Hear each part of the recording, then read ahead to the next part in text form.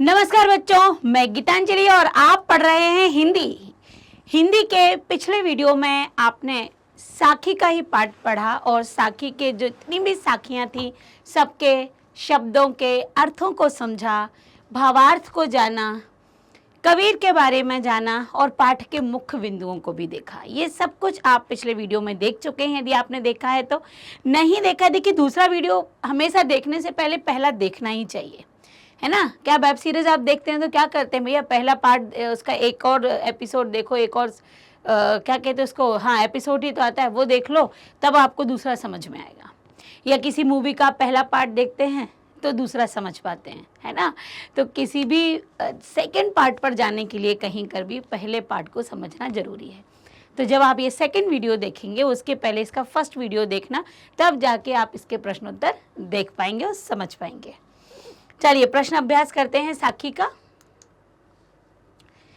प्रश्नों के उत्तर देखिए, हर एक साखी में मैंने समझाया है, प्रश्न नहीं बताए थे क्योंकि हर साखी से संबंधित प्रश्न बनेगा। साखी समझाने में हमें काफ़ी टाइम लगा क्योंकि बहुत कुछ उदाहरणों से, बहुत कुछ भावार्थ, बहुत कुछ निकल के आता है जो समझाना पड़ा आपको। तो देखिए, लेकिन मैं आपको बताती जाऊँगी ये किस साखी से संबंधित है, आप तुरंत उसका आंसर अपने पास नोट कर पाएंगे। मीठी वाणी बोलने से औरों को सुख और अपने तन को शीतलता कैसे प्राप्त होती है। जब हम मीठी वाणी बोलते हैं तो दूसरों को कैसे सुख मिलता है। चलो सुनने पे तो सुख मिल जाता है, पर हमें शीतलता कैसे प्रदान होती है हमारे तन को। तो जब हम किसी से मीठी वाणी बोलते हैं, जब हम किसी से मीठा बोलते हैं तो हमारे मन को प्रसन्नता होती है, हमारे मन में संतुष्टि होती है। और जब हम दूसरों से ये बात करते हैं तो उसका मन भी प्रसन्न हो जाता है ना। मन तो प्रसन्न होता ही, और हमने बोला तो हमारे मन के साथ साथ तन में भी एक शीतलता होती है, तन में भी एक शांति होती है मन के साथ साथ। और मन के साथ साथ तन भी प्रफुल्लित होता है, प्रसन्नचित होता है कि हमने सामने वाले से बड़े प्यार से बात की। देखिए उत्तर कि मीठी वाणी बोलने से औरों को सुख, बोलने से व्यक्ति के कानों में क्या आती है, कानों को शीतलता प्रदान होती है। जो सुनता है उसके कानों को शीतलता प्रदान होती है, जिससे उसे सुख की अनुभूति हो जाती है। मन शांत होता है, कार्यों में सुगमता आती है, कोई भी काम है बड़ी आसानी से हो जाता है। फिर व्यक्ति की वाणी से लोगों को शीतलता प्रदान होती है, जिससे बोलने वाले का भी तन और मन पवित्र हो जाता है, तन में शीतलता छा जाती है।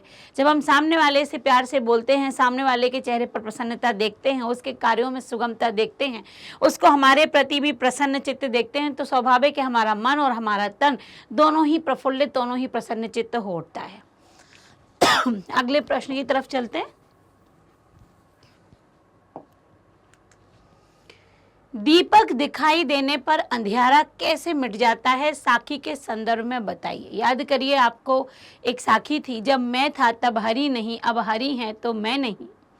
था ये कि जहाँ भगवान है वहाँ घमंड नहीं, जहाँ घमंड है वहाँ भगवान नहीं। और भगवान रूपी दीपक यदि जल जाए तो घमंड रूपी अंधेरा मिट जाता है। तो यहाँ पर दीपक दिखाई देने पर, अर्थात जब व्यक्ति के मन में ईश्वर वास कर जाते हैं, व्यक्ति की आत्मा में जब ईश्वर का निवास हो जाता है, तो जो अज्ञान रूपी, घमंड रूपी, क्योंकि घमंड अज्ञानता बस आता है, घमंड एक ज्ञानी और समझदार व्यक्ति के अंदर नहीं आता, अज्ञानता बस घमंड आता है। तो अज्ञानता का, घमंड का जो अज्ञान है, घमंड की जो अज्ञानता है, उसका अंधियारा मिट जाता है। जब ईश्वर होते हैं हमारे पास, जब ईश्वर हमारे हृदय में समाहित होते हैं, तो हमारे हृदय में घमंड का स्थान नहीं होता, घमंड रूपी अंधेरा अपने आप ही छट जाता है। साखी में दीपक का आशय ईश्वर से है और अंधकार का आशय घमंड से है। कबीरदास जी कहते हैं कि जब व्यक्ति के हृदय में ईश्वर रूपी दीपक जल जाता है तो घमंड रूपी जो अंधेरा है वो नष्ट हो जाता है, अर्थात जहाँ ईश्वर का वास होता है वहाँ अहंकार का कोई भी स्थान नहीं होता। तो आपको सबसे पहले बता देना है कि दीपक का तात्पर्य ईश्वर से है और अंधेरा का तात्पर्य घमंड से है। कबीरदास के अनुसार जब व्यक्ति के हृदय में ईश्वर निवास कर जाते हैं तो घमंड रूपी अंधेरा अपने आप छट जाता है। जहाँ ईश्वर होते हैं वहाँ घमंड नहीं होता है, घमंड का कोई स्थान नहीं होता वहाँ पर। बहुत जल्दी ये हो जाएगा समाप्त, क्योंकि प्रश्नोत्तर ही हमें देखना है लेकिन बहुत सारे भी हैं, ये ध्यान रखना। ईश्वर कण कण में व्याप्त है, पर हम उसे देख नहीं पाते, हमें वह दिखाई नहीं देता। क्यों? ईश्वर कण कण में व्याप्त है, हमें वह दिखाई नहीं देता। कबीरदास जी एक उदाहरण से कहते हैं कि जैसे मृग की नाभि में कस्तूरी होती है, उस कस्तूरी की खुशबू सारी जगह फैलती है। मृग को यह बात ज्ञात नहीं होती और मृग उस खुशबू को ढूंढने के लिए सारे जंगल में घूमता है। तो जिस प्रकार मृग के अंदर कस्तूरी है, किंतु मृग अपनी अज्ञानता बस सभी जगह उसको ढूंढता रहता है, उसी प्रकार मनुष्य के हृदय में ईश्वर निवास करते हैं, किंतु मनुष्य अपनी अज्ञानता के कारण उसे पहचान नहीं पाता। कबीरदास जी कहते हैं कि ईश्वर कण कण में व्याप्त है, प्राणी मात्र के हृदय में विद्यमान है ईश्वर, किंतु मनुष्य अपने अहंकार, ईर्ष्या, द्वेष के कारण उस ईश्वर को नहीं पहचान पाता, जिससे वह उसे कभी देख ही नहीं पाता, जिससे वह ईश्वर दिखाई नहीं देता। क्योंकि जब हमारे ऊपर अंधेरा है, किसका? मोह का, ईर्ष्या का, द्वेष का, घमंड का, तो ईश्वर के दर्शन कैसे हो सकते हैं? क्योंकि ईश्वर तो वहां है जहां ये बुराइयां नहीं हैं। तो इसी कारण से ईश्वर हमको दिखाई नहीं देता।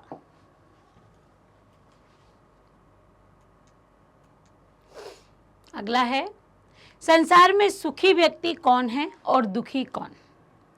संसार में सुखी व्यक्ति कौन है और दुखी कौन? तो यदि हम संसार के अनुसार कहें तो संसार केवल खाने और सोने में सुख ढूंढता है। जिसको खाना और सोना मिल रहा है, संसार कहता है कि वह व्यक्ति सुखी है। यहाँ पर दुखी का तात्पर्य कबीरदास के अनुसार जिस भक्त को ईश्वर नहीं मिला वो भक्त हमेशा दुखी रहता है। वह जागता रहता है, तड़फता रहता है, रोता रहता है जब तक उसे ईश्वर प्राप्त नहीं हो जाते। और यहाँ पर संसार सोया हुआ है, अपने ही अंधकार में, अपने ही ईर्ष्या में, अपने ही घमंड में वह सोया हुआ है। उसे केवल संसार का सुख ही नजर आ रहा है। तो यहाँ पर सोना और जागना किसके प्रतीक है, इसका प्रयोग क्यों किया गया, तो ये मैंने पूरा आपको बता ही दिया। आगे देखिए, साखी के अनुसार व्यक्ति खाने और सोने में ही सुख मानते हैं। कबीर के अनुसार जैसे ईश्वर प्राप्त नहीं होता वह दुखी है। साखी में सोना अर्थात संसार के माया मोह में लिप्त रहना, और जागना अर्थात ईश्वर प्राप्ति के लिए प्रयत्न करना। ठीक है, जागना क्या हो जाता है? दिन रात उनका ध्यान करना, ईश्वर प्राप्ति का प्रयत्न करना, ये होता है जागना। और जब ऐसा करने पर भक्त को ये नहीं मिल पाते हैं तो भक्त दुखी होता है। तो साखी में संसार के मोह में लिप्त व्यक्तियों को उससे मुक्त होकर ईश्वर प्राप्ति हेतु जागने को कहा है कि आप केवल संसार के माया मोह में सोए न रहें, आपको ईश्वर प्राप्ति के लिए जागना है। तो यहाँ पर सोना और जागना दो अलग अलग बातें दी गई हैं जो कि साखी के अनुसार यहाँ पर आपको बताई गई हैं। अपने स्वभाव को निर्मल रखने के लिए कबीर ने क्या उपाय बताया है?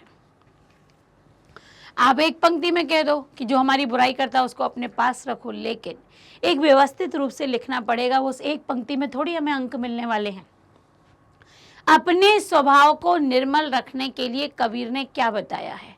अपने स्वभाव को निर्मल रखने के लिए कबीरदास जी ने साखी के अनुसार कहा है कि जो व्यक्ति हमारी बुराई करते हैं, हमारी निंदा करते हैं, उनसे नाराज होने की बजाय उनको अपने साथ रखना चाहिए। उनको साथ रखने से उनके द्वारा बताए हुए दोषों को दूर करने का हमें अवसर प्राप्त होता है, और हम ना केवल शरीर से बल्कि अंतर आत्मा से भी क्या हो जाते हैं?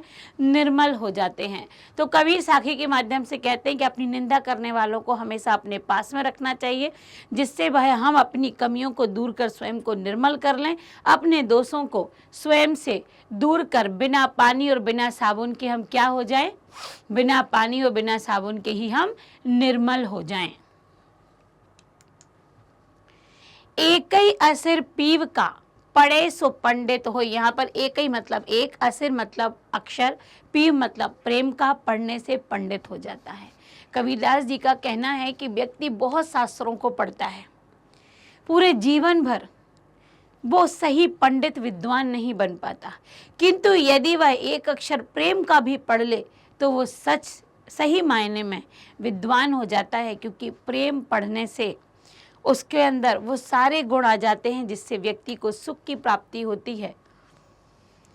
उपरोक्त पंक्ति में कबीर ने प्रेम का महत्व दिया है। प्रेम को महत्व देते हुए कहा है कि मात्र प्रेम को समझ लेने से संपूर्ण ज्ञान प्राप्त हो जाता है, क्योंकि प्रत्येक शास्त्र, प्रत्येक धर्म केवल प्रेम की शिक्षा देता है। इसलिए प्रेम दुनिया में पूर्णतः समाहित है। परंतु परम का ज्ञान मात्र ही व्यक्ति को, प्रेम का ज्ञान मात्र ही व्यक्ति को क्या बना देता है? पंडित बना सकता है। अगला देखिए वो जो आपके थे, आपकी किताब में दिया है मौखिक रूप में लिखिए, पर आपको 2-2 नंबर के वो प्रश्न आ जाते हैं। यहाँ पर आपको 3 नंबर के भी आ जाएंगे, 4 के भी आ जाएंगे। कबीर की उद्धृत मतलब दी हुई साखियों की भाषा की विशेषता बताइए। क्या विशेषता है उन साखियों की? क्या है उन साखियों के अंतर्गत? तो देखिए, कबीर की साखियों में सरल और सहज भाव है। बड़ी ही सरलता और सहजता से उन्होंने हमें संसार की शिक्षा दी है, दुनिया की शिक्षा दी है। आम आदमी जो आसानी से समझ पाए, ऐसी साखियों में सरल भाषा का प्रयोग किया गया है। उन्होंने अवधी, ब्रज, राजस्थानी, क्षेत्रीय भाषाओं का भी प्रयोग किया है। उनकी भाषाओं में एक अनोखी रंगत है। अगर व्यक्ति उस तरफ का व्यक्ति राजस्थान तरफ का पढ़े तो भी वो समझ ले, ठीक है। अवध साइड का पढ़े तो समझ ले, ब्रज का पढ़े तो समझ ले, और कई क्षेत्रीय शब्द आए हैं जो क्षेत्रीय भाषाओं के लोग पढ़े तो उन्हें भी पूर्णतः समझ में आ जाएगा। तो एक अनोखे भाव इनकी भाषा में उभर कर आते हैं। दोहा छंद का प्रयोग है। इन्होंने अपनी साखियों में मुख्य रूप से दोहा छंद का प्रयोग किया है। बड़ा ही लयबद्ध है और याद रखने में इनके दोहे होते हैं वो कैसे है? आसान होते हैं। उपदेशात्मक जो साखियां हैं, इसमें उपदेश है, क्योंकि सधुकड़ी भाषा है, साधुओं की भाषा में उपदेश होता है। जो समाज से का वो दर्पण होते हैं, समाज को जो देखते हैं वो बोलते हैं। तो उन्होंने कहा है जैसे मीठी वाणी बोलो, पाखंड से दूर रहो, अंधविश्वास से दूर रहो। तो ये सारी बातें उन्होंने बड़े ही उपदेश, तो उनकी भाषा सरल सहज है, दोहा छंद युक्त है, और उनकी भाषा में क्या है? उपदेशात्मक भाषा का प्रयोग है। साथ ही भक्ति और ज्ञान का मिश्रण है। यहाँ पर भक्ति भी है ईश्वर की, और उन्होंने ज्ञान का भी स्वरूप बताए हुए हैं। सामाजिक संदेश, ये केवल ना एक धर्म, ना एक समाज के लोगों को, ना एक जाति के लोगों को बोला गया है, बल्कि जमीन के, पृथ्वी के हर व्यक्ति के लिए उपदेश है। तो ये सामाजिक रूप से उपदेश दिया गया है, किसी जाति विशेष को नहीं दिया गया है। साधुत्व और सहजता, उन कबीर की साखियों में साधु के गुण हैं और लोगों की भावनाओं तक पहुंचने वाली बड़ी ही सरलता और सहजता है। अगला देखिए, निम्नलिखित का भाव स्पष्ट कीजिए। कुछ भाव स्पष्ट करने को आए हैं कि विरह भुगम्बम तन बसे, मंत्र न लागे कोई।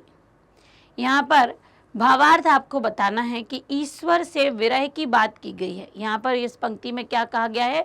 ईश्वर से विरह की बात की गई है कि यदि विरह का सांप हमारे हृदय में आ जाए तो किसी भी मंत्र का, विरह मतलब जुदाई बताया था कल मैंने, यदि किसी से अलग हो जाना, तो आप जिसको आप प्रेम करते हैं, जिसको आप पसंद करते हैं, जिसको आप चाहते हैं, यदि उनसे आपका विरह हो जाए, वियोग हो जाए, जैसे भक्त का भगवान से विरह हो गया, तो फिर वो रह नहीं पाता।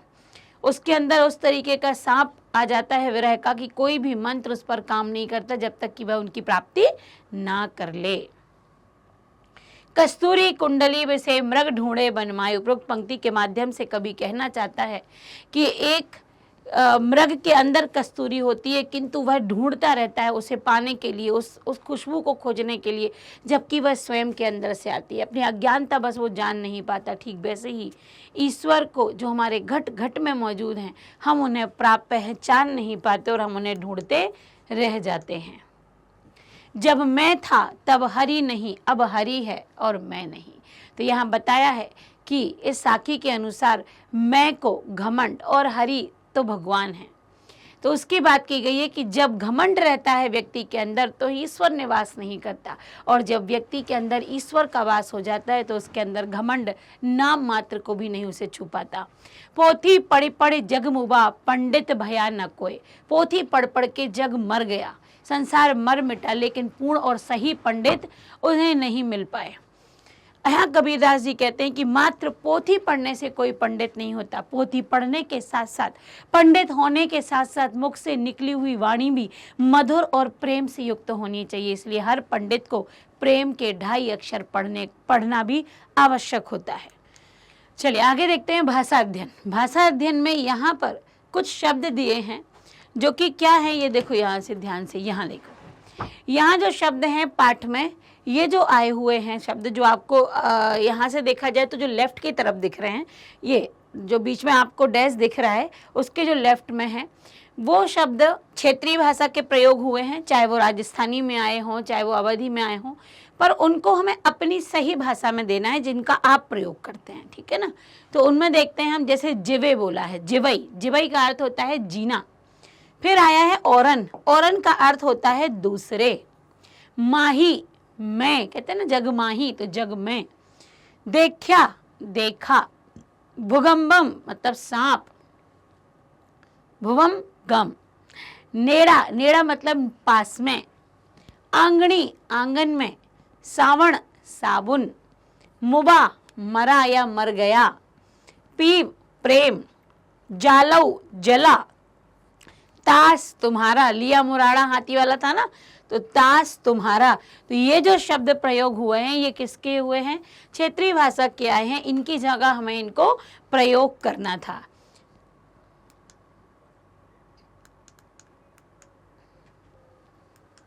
ओके, मैं कह रही हूँ क्यों नहीं आ रहा, ये हो गया।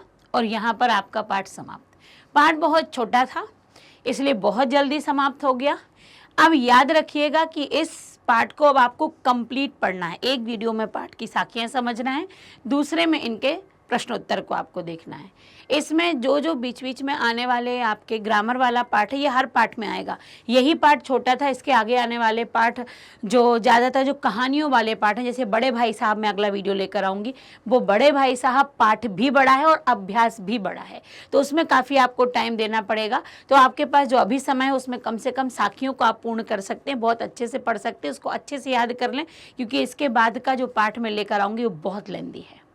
तो अगले वीडियो में मिलते हैं बड़े भाई साहब के साथ, मतलब इसका जो आपका 8वां पाठ है जो कि गद्य खंड का है, उसको लेकर मैं उपस्थित रहूँगी। तो हमारे जो कोर्स बी के बच्चे हैं वो बड़े प्रसन्न चित्त रहिए, आपका पूरा कोर्स यहाँ पर करवाया जाएगा हर एक परीक्षा के अनुसार, और उसकी तैयारी भी होगी। तो मिलते हैं अगले वीडियो में बड़े भाई साहब के साथ। Bye bye.